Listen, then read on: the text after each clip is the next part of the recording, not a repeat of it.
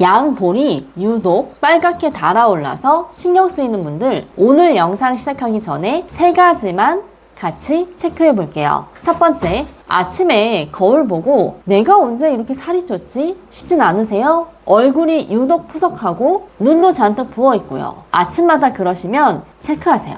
두 번째, 화장실 가시는 횟수. 일주일에 손에 꼽으시나요? 가서도 시원하지 않고 며칠씩 아랫배가 묵직하게 차 있는 느낌. 그러면 체크하세요. 세 번째, 명치와 배꼽 사이 그 가운데 부분을 손으로 살살 눌러보세요. 묵직하게 단단하고 누르면 아프지 않으세요? 그러면 체크하세요. 3가지 중 2가지 이상 해당되시면 오늘 영상 끝까지 보셔야 해요. 이건 단순한 갱년기 증상도 살이 찐 것도 아닙니다. 위장에 갇힌 열독이 보내는 신호입니다. 이게 갱년기 안면홍조가 호르몬제로도 다이어트로도 잘 안 잡히는 진짜 이유예요. 영상 보시면 왜 양볼이 빨개지고 얼굴이 잘 붓는지 그 원인이 내 몸 안에 있다는 사실을 알게 되실 거예요. 그리고 마지막에는 열독을 내려주는 차 한 가지도 알려드릴 테니 끝까지 함께 해주세요. 갱년기 안면홍조 때문에 병원에 가신 분들 많으시죠. 보통 호르몬제를 권유받으세요. 그런데도 안면홍조가 잘 안 잡혔던 분들 많으시죠. 파운데이션을 두껍게 덧발라도 잘 안 가려지는 붉은기 때문에 답답하셨죠. 거기에 얼굴까지 많이 부어서 저녁도 굶어보시고 안 하던 운동도 해보셨을 거예요. 그런데도 붓기가 빠진 것 같지도 않죠. 이렇게 잘 안 잡혔던 이유 분명히 있습니다. 이건 단순한 갱년기 증상이 아니거든요. 양볼에 열이 갇힌 겁니다. 어디에서 온 열이냐고요? 바로 위장입니다. 아까 명치와 배꼽 사이를 손으로 눌러보셨죠? 그 자리가 바로 위장이에요. 단단하고 아프셨다면 위장에 열이 꽉 차서 굳어 있는 겁니다. 위장은 우리 몸에서 가장 큰 통로예요. 그래서 위장에 열이 쌓이기 시작하면 그 열이 가장 먼저 드러나는 곳이 바로 양볼입니다. 왜 하필 양볼일까요? 그 이유 한의학에 답이 있어요. 한의학에서는 우리 몸 안에 보이지 않는 길들이 서로 연결되어 있다고 봤습니다. 이걸 경락이라고 부르는데요. 특히 얼굴은 위장의 경락과 연결됩니다. 그리고 한의학에서는 얼굴 부위별로 어떤 장부의 신호인지 보는데요. 이마는 심장, 양볼은 위장, 턱은 자궁 이렇게 봐요. 그러니까 다른 데보다 양볼이 유독 빨갛다면 그건 위장에서 시작된 신호인 거예요. 냄비를 한번 떠올려 보세요. 물이 한참 끓고 있으면 김이 어디로 가나요? 위로 솟구쳐 오르죠. 우리 몸도 똑같습니다. 위장이라는 냄비에 열이 쌓이면 그 김이 얼굴로 올라옵니다. 얼굴이 계속 그 증기를 받으면 뜨거워져서 빨개질 수밖에 없어요. 그래서 한의원에 오시는 분들 중에 위장의 문제가 얼굴에 드러나는 경우가 정말 많습니다. 얼굴 열감, 얼굴 붓기, 얼굴 통증 이런 게 사실 위장에서 시작된 분들이 많아요. 그런데 이 위장의 열이 양볼로만 올라오는 게 아니에요. 위장의 열이 위로 올라오면 양볼이 빨개진다. 여기까지 말씀드렸죠. 그런데 위장이 굳어 있으면 또 한 가지 증상이 나옵니다. 위장은 내 몸의 통로라 음식이 들어오면 위장이 움직이면서 아래로 내려보냅니다. 그런데 위장이 굳어 있으면 움직이질 못해요. 그러면 아래로 못 내려가서 소화도 잘 안 될 뿐만 아니라 저 끝에 연결된 대장도 안 움직이게 됩니다. 그래서 화장실 가시는 횟수가 줄고 가셔도 시원하지 않고 아랫배가 늘 묵직하게 차 있는 거예요. 거기에 위장에 열이 있으면 장까지 전달되어서 대변이 더 마르고 단단해지는 거예요. 아까 화장실 문제 체크하셨던 분들 그게 단순히 변비가 아니에요. 위장에 열이 쌓여서 막힌 신호입니다. 여기서 또 한 가지 증상이 생깁니다. 위장이 굳으면 소화도 안 되고 대변도 잘 안 나가니 몸에 노폐물이 쌓이고 독소가 쌓이게 되겠죠. 거기에 열이 더해지면서 열독이 쌓이는 거예요. 이 열독이 온몸에 돌아다닙니다. 그 열독이 얼굴에 가서 쌓이면 얼굴이 뜨거워지고 붓는 거예요. 살이 찐 게 아니라 독소가 빠져나가지 못해 얼굴 부종이 생기는 거예요. 그래서 저녁 굶어보시고 운동해보셔도 붓기가 안 빠졌던 거예요. 이 상태에서는 위장의 열을 풀지 않으면 붓기가 안 빠집니다. 정리해 볼게요. 위장에 갇힌 열 때문에 복부가 막히고 아래로는 변비가 생기고 위로는 얼굴이 붓습니다. 이 자가진단 3가지 증상 모두 갖고 계시다면 열독이 심한 거예요. 그러면 이 위장의 열 도대체 왜 쌓이는 걸까요? 원인을 알아야 위장의 열을 풀 수 있겠죠. 크게 3가지 원인이 있어요. 첫 번째, 고칼로리, 맵고 자극적인 음식입니다. 매운 거 좋아하시는 분들 많으시죠? 떡볶이, 마라탕, 매운 짬뽕, 매운 갈비찜. 스트레스 받을 때 먹으면 확 풀리는 것 같죠? 그런데 한 가지 여쭤볼게요. 매운 거 먹으면서 얼굴이 더 붉어지지 않던가요?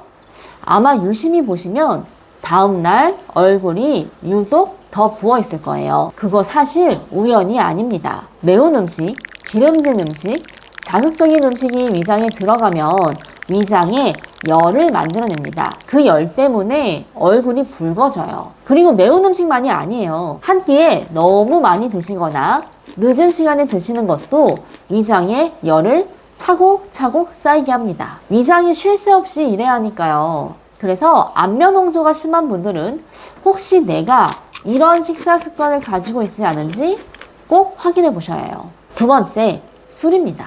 술은 한의학에서 대열 유독하다고 표현합니다. 술 자체가 뜨거운 성질이고 과음할 경우 몸에 독소를 쌓이게 한다는 거죠. 그래서 술 마시면 몸이 덥고 얼굴이 빨개지잖아요. 술을 자주 마시는 분들이 위장에 열이 쌓이고 술독이 쌓이면 점점 얼굴이 붉어집니다. 갱년기에 한 잔씩 반주하시는 습관이 있으신 분들, 과음하시는 분들은 거기서 위장의 열이 시작된 경우가 많습니다. 세 번째, 갱년기 대사 저하입니다. 이게 가장 답답해 하시는 부분이에요.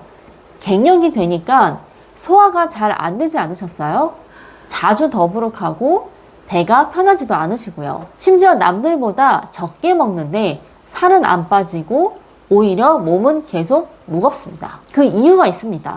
갱년기가 되면 위장이 음식을 처리하는 힘 자체가 떨어져요. 음식을 소화시키고 분해하는 대사 기능이 떨어지는 겁니다. 그래서 같은 양을 드셔도 잘 내려가지도 않고 위장 안에 더 오래 머물러요. 그러면 거기서 독소를 만들어내고 열이 계속 쌓입니다. 갱년기에 소화가 안 되면 안 될수록 열이 쌓이고 양볼이 빨개지고 얼굴이 자꾸 붓게 되는 거죠. 이건 단순히 호르몬 때문이 아니에요. 그래서 호르몬제로 얼굴 열이 내려가지 않습니다. 그래서 이 3가지 중에 하나라도 해당되시는 분들은 지금 위장에 열독이 쌓이고 있다고 보시면 됩니다.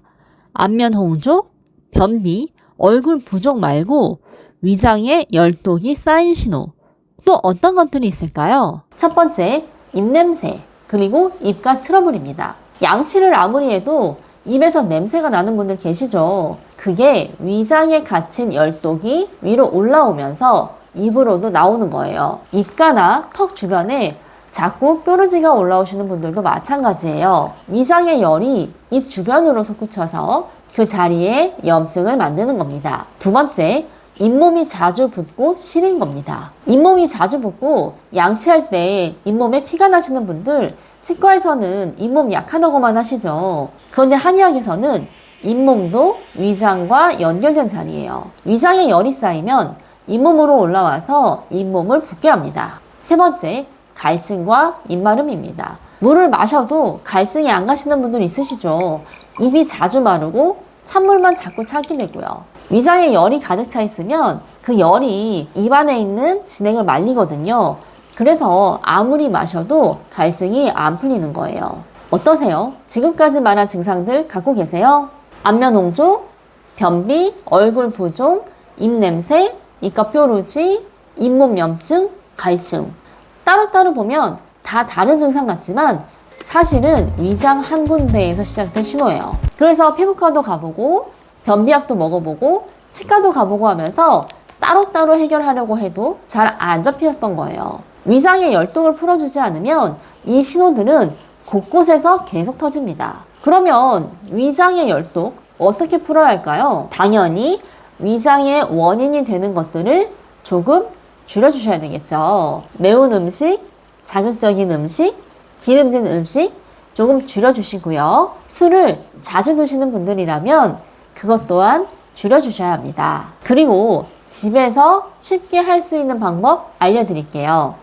바로 결명자차입니다. 결명자는 한의학에서 차가운 성질을 가진 약재로 위장에 갇힌 열을 식혀주는 작용이 있어요. 그리고 결명자차가 위열이 있는 분들에게 특히 좋은 이유가 있어요. 결명자에는 장 운동을 도와주는 성분이 있어서 굳어있던 위장과 대장의 통로를 부드럽게 해줍니다. 위로 솟구치던 열도 가라앉히고 아래로 막혔던 통로도 풀어주는 거예요. 내가 변비도 있고 위장에 열이 있는 증상들을 가지고 있다 하시는 분들은 하루 한두 잔씩 드셔보세요.